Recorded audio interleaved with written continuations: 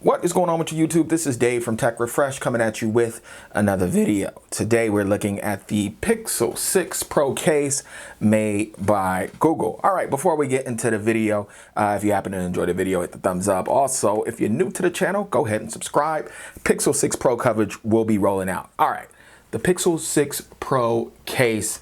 I used it for a whole weekend. I didn't just pull it out the box and review it.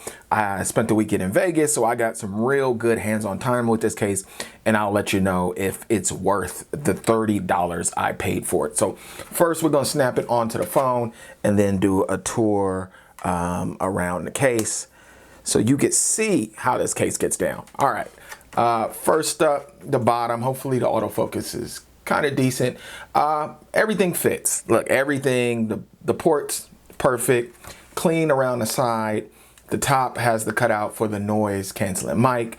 On the sides, the buttons are clicky. No issues there.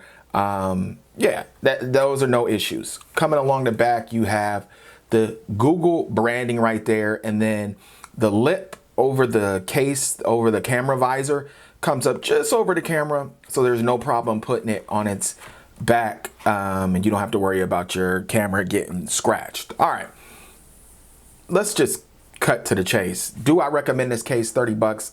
Absolutely not. I don't like this case at all. This is kind of one of the worst cases I've used in a while, and I'll tell you my issues with it. So straight out, it's a slippery case. The Pixel 6 Pro is slippery already, and this case is like literally 1,000 times worse. Like, it's worse than just holding the phone itself. It provides no grip. I mean, I was in Vegas. A lot of times you have a wallet in your hand, a drink in your hand, and your phone. You need some traction there, and this did not provide any. It's a soft touch material, so it feels good, but it is so slippery. So no, it's not giving you any grip. It's hard to tell what kind of material, so no grip. And then my second issue with the case is it doesn't fit well. My phone is like loose and wobbly within the case.